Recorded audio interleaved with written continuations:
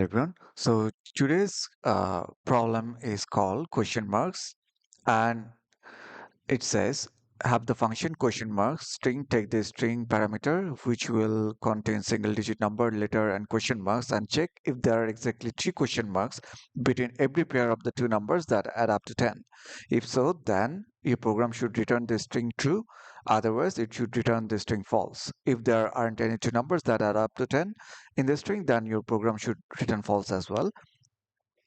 For example, if string is this one, then your program should return 2 because there are exactly three question marks between 6 and 4. So if you look here, you can see that between 6 and 4, there are three question marks, and between 5 and this 5, there are also three question marks. Forget about the letters, the question mark has to be 3. And then, so this is the question. Now we are going to solve it by this one. This is the solution. Have a look at it. And now I'm going to go through exactly how I have solved it. So the first thing first, create a clean array containing only numbers. There is going to be 4 steps. Then a second step is going to be find pairs that are add up to 10. Then the step 3, search for matches, exactly three question marks between the pairs, and then compare and return. So the first step, create a clean array containing only numbers and question marks. So if you look at this string, you can see there are a lot of letters. So we only need the question marks and the numbers, right? So we are going to do that. We are going to declare a variable called clean array, then we are going to match it. And now what we are getting is this is what we are getting. We are getting an array that is going to contain only the question marks and the numbers. Now, step 2, find pairs that add up to 10. Now we have our question marks and numbers. Now we are going to find out the things that are going to add up to number 10. Now, first thing, we are going to declare a variable, declare an array, and is going to be called pairs. Now we are going to run a for loop. To do that, first thing first, we are running a for loop, and then mm, we are running a for loop.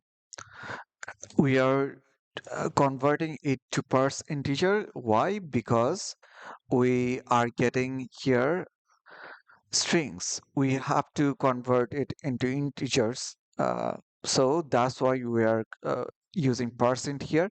Then we are running another loop to see if A and B adds up to 10. So if A and B adds up to 10, then we are going to push A and B to our pairs here.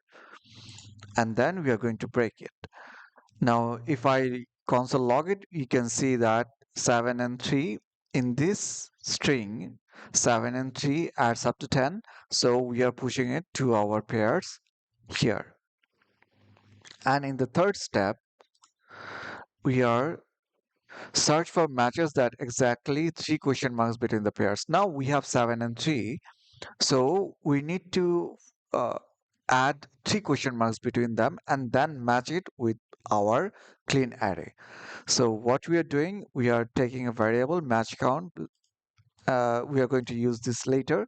Now we are going to uh, create another for loop, and this loop is going to run as long as the length of this pair and increase it by k. So let target is going to be, we are using the target, and our target is going to be pair k 0 index, then question mark, 3 question mark, and then the first index. So if I use it here, our target is going to look like this one. This one. Now, if clean array join this index target is not equal to -1, what does that mean?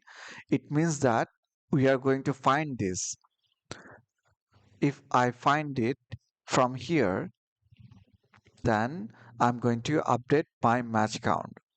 It means that if I find 7, then 3 question marks 3 from here, by joining it, we are getting this one. So I'm getting my clean array, then I'm joining it. So I'm getting this one, this string, and then I'm matching it with this one.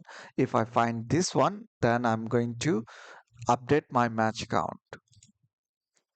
And after that, I'm going to delete everything. Why? Because I might have other matching, I have to match other objects as well. So if I get this one, 7 question mark 3, then I'm going to delete it. And how I'm going to delete it? I'm going to use splice. By using splice, I'm going to delete the things that I'm looking for. And then I'm going to see if my pairs dot length is greater than 0, if I have something here, if I have something in my pairs, and match count is equal to pairs dot length, then I'm going to return true.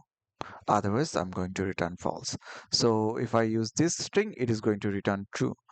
If I use other strings such as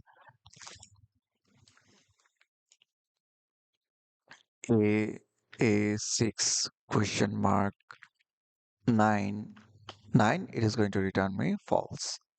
So this is the solution of this problem.